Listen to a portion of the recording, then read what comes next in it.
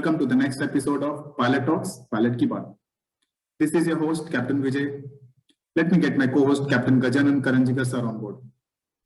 Thank you, Vijay. Thank you very much, and indeed pleasure and to be here again. And not only delighted, I mean, it's a pleasure because to meeting these people in this show, it adds a great value to our knowledge also. I mean, after last episode of with the Hank Hansen, I really browsed through his book again and saw things. I got a second edition, don't have a latest edition with me. So I read through and it made a lot of sense to me, what you was talking. I mean, that's why, again, we have called him this time to pick more of his brain onto the tug use in port, which is basically a very neglected area as far as the knowledge is concerned for the master mariners or for the pilots, let alone the seafarers. So, I mean, let's welcome Captain Hank on board, and you can probably, just for our viewers' benefit, introduce him one more time with his bio, and we can start. Let me do a quick introduction of our special guest, Captain Hank Hansen. Captain Hank Hansen has been a Rotterdam pilot for 23 years, a marine consultant, and an author of nautical books and articles. His book, Tug Use in Port Practical Guide, 3rd edition, is already published. He is also a fellow of the Nautical Institute. Captain Gajanan sir, would you like to say anything? Oh yes, I mean, I'm sure you remember him. He's Captain Hank, very handsome man from Rotterdam, and he's done great service to the pilotage and ship handling. We are more than delighted to have him on this show. Let's add him and welcome him. Yes, sir. So let's get Captain Hank Hansen on board. Your book says something about the optimum use of tug, optimum power. Why optimum? Why not maximum? I mean, why can't we use maximum power all the time? I mean, I know it's a question of science as to, your book says about, optimum use of tugs and optimum positioning of the tug. What does that mean? You mentioned two things: the power of the tug and the positioning of the tug, right? Yeah. Let me start with the power of the tug power needed, and that's becoming more and more very important that a pilot knows how many tug power you need, because there are, I don't know in what ports you are working, but when you see the present container vessels, they are so large and they have 7, 8, 9 containers high on deck. And then you should know how many tug power is needed. And also the car carriers, the very large car carriers and the LNG carriers. So, and I know, and it's not so difficult to calculate that, but it's one of the things I think a pilot should learn. And the tug position, that's a lot to do also with mathematics. At what place a tug can exert the best power and where it is most effective. And you can even see that you can draw that on a board and show that to your people that have to learn about it. So it's all not so difficult, but you have to know it. Yes? No, absolutely. Pivot point changing with the ship speed and with the ship's movement is crucial to understand the vessel's turning abilities with the use of tug. I have seen many pilots, with the engines going ahead, pushing the tug from the bow, and wondering as to why the ship is not turning, and and many of the accidents also highlight this, this kind of a thing. And when pilot is told, just put the engines on the stern with a dead slow stern and then push the tug, immediately the port swings. I mean, the ship swings to the, whatever side she wants to be, pushed. She's pushed at. So, I mean, this is all, as I said, mathematics and science. Of course, this is a very important part of pilot learning and pilot training also. ship handling is not only theoretical but also practical, and practical using of it, is very important. Absolutely Yes, great. yeah. I have seen, when I was chief of sailing earlier, I have seen tugs lines breaking, and sometimes ships lines given to tugs in some ports are not so good for the pull and push the forces as the tug uses, in case of that kind of eventual emergency that the pilot at times has.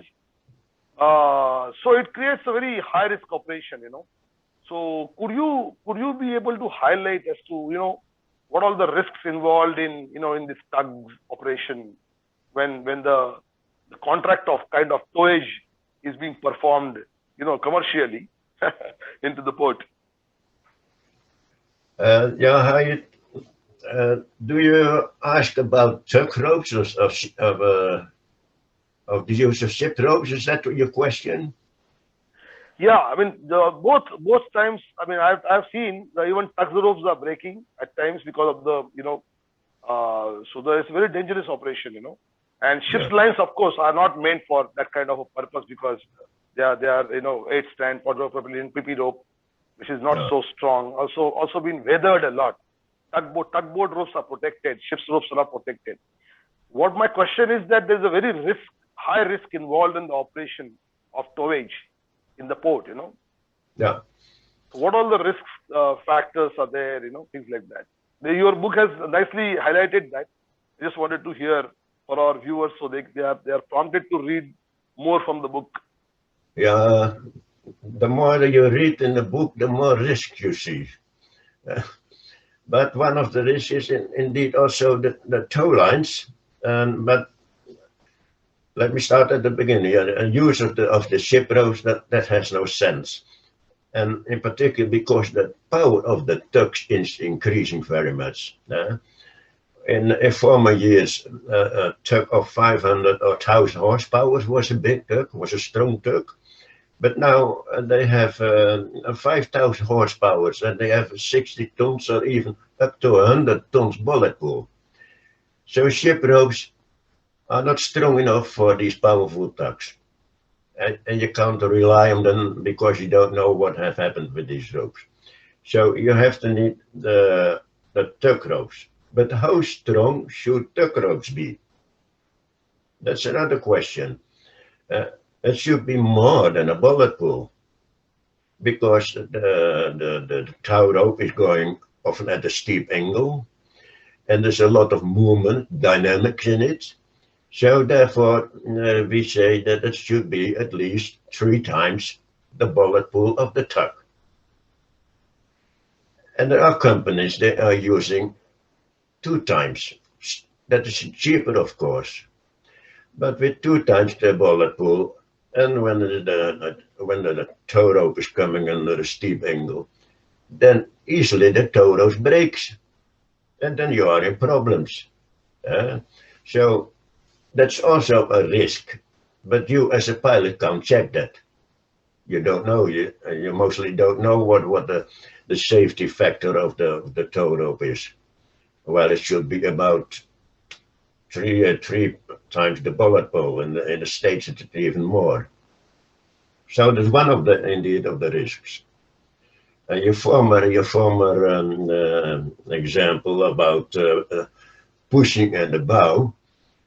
There's also a discussion going on. You can even push at the bow of a loaded bulk carrier, and then the ship is going in the opposite direction. When you push at the port bow, you expect it will go to starboard. No, that's not always the case. It can even go to port. And that can be explained by hydrodynamics and etc. So, all aspects, that the pilot has to learn, if possible. Yes? No, absolutely correct. Yes. Pilots are learning that as well. I'm sure the US side pilots are, learning better things. There's with the man model kind of courses and, with the man scale model courses and things like that, where we are yet to start that kind of training in India. And of course, Okay. it is on the cards now, and Indian government will soon, start this manned scale model training for the pilots as well, where they can use the tug use also is there in that course. And let's see if we will also start that. I have one more, question, if you don't mind. This I've seen in many accidents, ships accidents in the port, and there have been instances where the command given to tug and the tug usage and has been criticized. And of course, Vijay also highlighted about the communication between the master and the tug master and the pilot. That also has been highlighted. But somehow all the accident investigations, they stop when we establish the blame, whether it is a tug's mistake or pilot's mistake or ship's mistake or the wrong channel depth or whatever it is. Once we establish that one single reason, we stop the accident investigation. This happens in all parts of the world, not only in India or not only in Netherlands or US or Europe. My question to you is, why don't we, our accident investigations, when will they bring out this, limitations and constraints being used by the equipment when the, ship is being handled? Because by bringing out these limitations, what you rightly said, there are a lot of limitations, in this use of tugs. People should understand that tug is not something, which can be used anywhere and however you want to use. So when the accident investigations bring out this limitation and constraint, there'll be a lot to learn for us to improve the systems, right? And your book also highlights this very much about the limitations and constraints. Can you say something about that? Yeah, when you compare shipping with planes, with pilots, airplane pilots, when an accident happened with an airplane pilot, then at the first possibility that is implemented in the simulator. And then they can learn from it. But when an accident happens in the port of, let me say, Rotterdam or Mumbai, then nobody knows. There's maybe an investigation report, and it is read by the pilots there, but nobody else is reading that. Nobody else is learning from it. So that it's we are as pilots and as in the shipping world, very conservative. We should learn from all this accident, but we don't do that. And that's the problem. But even the investigation, and maybe you have read one of my articles, and one of your questions was also about it. It's not an investigation, is not to blame a pilot. It's not to blame the shipmaster. No, it's to find the cause root, the root cause. To find the root cause and then finally to learn from it. And that's the reason for investigation. And investigation should therefore be carried out by very experienced investigators with a high knowledge of the practical world of pilots and tug masters. And then we can learn from it. But so far we are not yet.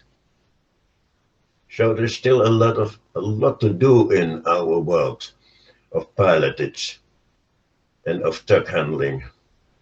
Yes. Yeah, absolutely, Captain Hank. Thank you very much for that. And really, I have not seen your latest edition of the tug is used in port book so far. What you have recently published from the Port of Rotterdam. Congratulations on securing that publication matter, and thank you very much for your attendance today. And we would, as we discussed, AMPA UK, you are free to print the AMPA logo onto the book, as we support that book, and we want the maximum people, pilots, master mariners, to buy that book. Even we are looking at, we have requested you that we can print that book in India if you want, because it is, the resources are cheaper here Yeah. The cost of printing is cheaper here. So idea is not to give cheaper publications. Idea is to give to the maximum hands, so it can be used. So that is also motto. One of the mottos of our this video thing is that the knowledge reaches to maximum people, and that's how it goes to the everybody, and nobody is deprived out of it. Indeed, thank you, Vijay. You want to add a few words to Captain Hank and his presence? Yes, definitely. It is a well-known fact that Rotterdam pilots are the best in the world, and you have been a pilot for almost 23 years.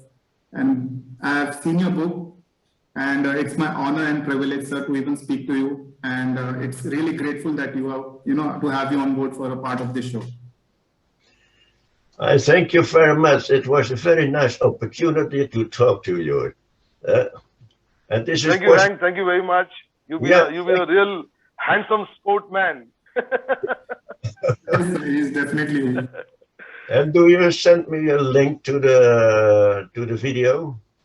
Yes, I will. I will send you the link when we publish it, and also I will send you out on the email, so you can also put up to your friend circle and your well-wishers there, and your so-called viewers of the Takis in Port book as well. Thank you so much, Captain Hank. Thank you so much. Stay safe.